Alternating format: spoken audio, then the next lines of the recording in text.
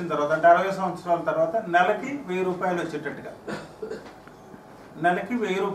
వచ్చేటట్టుగా పెన్షన్ విధానాన్ని రూపొందించారు ఈ అటల్ పెన్షన్ యోజనలో. వర్కరు 1000 రూపాయలు కడితే గవర్నమెంట్ ఆఫ్ ఇండియా కాంట్రిబ్యూషన్ 1000 రూపాయలు ఇస్తుంది. అది గవర్నమెంట్ ఆఫ్ ఇండియా 5 సంవత్సరాలు ఇస్తుంది. ఇప్పుడు ఈ వర్కర్ కట్టే 1000 రూపాయల్లో మనం 50% మీట్ అవుతాం. బోర్డు నుంచి 50% అతను కట్టుకోవాలి.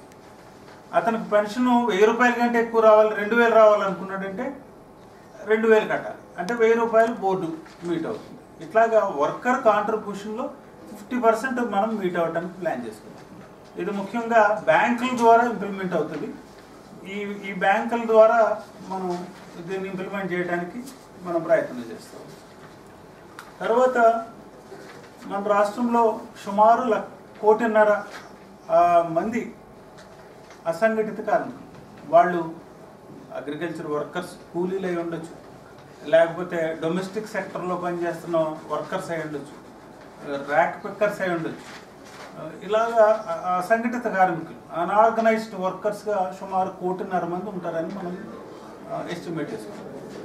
వీళ్ళందరినీ కూడా రిజిస్ట్రేషన్ చేసి స్మార్ట్ కార్డ్ ఇష్యూ చేసి వాళ్ళకి యాక్సిడెంటల్ డెత్, న్యాచురల్ డెత్ స్కీమ్లు ఇంప్లిమెంట్ చేయాలని చెప్పి రాష్ట్ర ప్రభుత్వం దీని మీద ఒక ఫైనల్ చేయమని చెప్పి ఇన్స్ట్రక్షన్స్ ఇచ్చింది.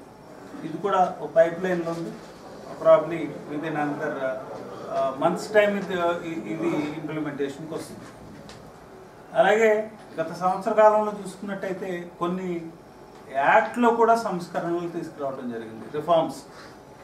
ఇంతకుముందు ఏంటంటే ఎవరైనా ఈ పారిశ్రామిక వివాదాల చట్టము అనే ఒకటి ఉంది, ఇండస్ట్రియల్ డిస్ప్యూట్స్ యాక్ట్. ఇది లే ఆఫ్ కానీ, రిట్రెంచ్మెంట్ కానీ, క్లోజర్ కానీ ఇలాంటి పరిస్థితుల్లో 300 వరకు ఉన్న వర్కర్స్ ఉన్న ఎస్టాబ్లిష్మెంట్స్ గవర్నమెంట్ పర్మిషన్ అక్కర్లేదు. అంటే క్లోజర్కి కానీ, లే ఆఫ్ కానీ ఇలాంటి వాటికి 300 అంటే ఈ ఎస్టాబ్లిష్మెంట్స్, ఫ్యాక్టరీస్, ఇండస్ట్రీస్ వాళ్ళు పెట్టుకోవడానికి మోర్ స్కోప్. అవన్నీ కూడా 50 వర్కర్స్ పై దాటిన వాళ్ళకే కానీ కింద ఉన్న వాళ్ళకి వర్కర్స్ని మనం సీలింగ్ పెంచడం జరిగింది. ఇవన్నీ కూడా ఆ ఫ్యాక్టరీస్ కానీ దృష్టిలో పెట్టుకున్నాం. కార్మికులకి ఈ లేబర్ వెల్ఫేర్ కోడ్, ఈ లేబర్ వెల్ఫేర్ ఆ డీటెయిల్స్ కూడా మీకు ఇవ్వటం జరిగింది. గతంలో ఈ 8 పర్ఫార్మెన్స్ ఇండికేటర్లు పెట్టాం. 8 performance indicators: workers registration, industrial disputes act కింద డిస్ప్యూట్స్, అలాగే ఈ క్లెయిమ్స్ డిస్పోజలు, అలాగే బెనిఫిట్స్ డిస్బర్స్మెంటు, సెస్ కలెక్షను, ఇట్లాగే చైల్డ్ లేబరు దీన్ని రిలీజ్ చేయటము, ఇట్లాగా స్కిల్ డెవలప్మెంట్, ఈ వర్కర్స్కి స్కిల్ డెవలప్మెంట్ యాక్టివిటీ టేకప్ చేయటం, ఇట్లాంటివన్నీ కూడా 8 పారామీటర్స్ పెట్టి వారి పెర్ఫార్మెన్స్ని ఖచ్చితంగా నేను ఎనలైజ్ చేసి రికార్డు బిల్డప్ చేస్తాను. వారికి దాని బేసిస్ మీద మిగిలిన ఫాలోఅప్ యాక్షన్ అన్నీ కూడా ట్రాన్స్ఫర్లు ఇవన్నీ చేయడానికి వీలుంటుంది. ఇది ఒక రికార్డు ఉంటుంది. ఆ కారణం కోసం నేను ఇవన్నీ కూడా బిల్డప్ చేస్తూ ఉన్నాం. దట్టు ఎవరెంత ఏ పని చేస్తున్నారు అనేది సరిగ్గా మనం అసెస్మెంట్ చేయడానికి వీలుగా ఈ పర్ఫార్మెన్స్ ఇండికేటర్స్ ఫిక్స్ చేయడం జరిగింది.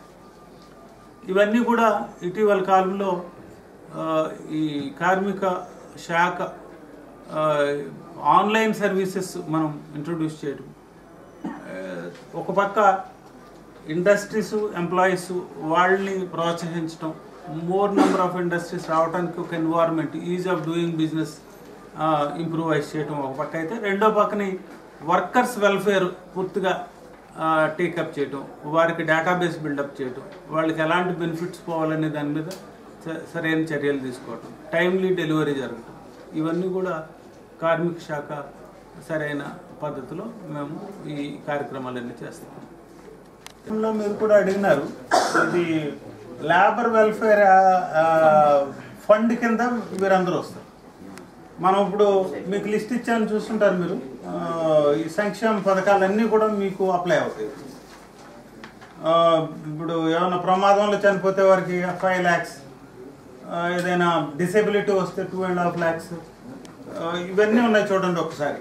ఇవన్నీ కూడా వర్కింగ్ జర్నలిస్టులకి రిజిస్టర్ అయిన ప్రతి ఒక్కరికి కూడా ఇది అప్లికబుల్.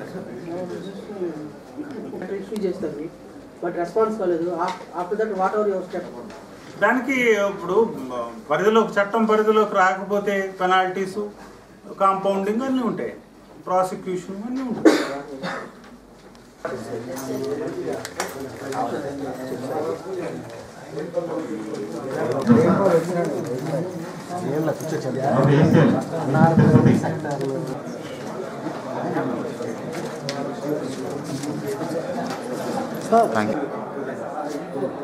ఇలాంటి ఒక ఆన్లైన్ ఎస్టాబ్లిష్మెంట్లో రిజిస్టర్ చేసుకోవడానికి without any sort of problem ఒక ఫెసిలిటీ క్రియేట్ చేస్తాం.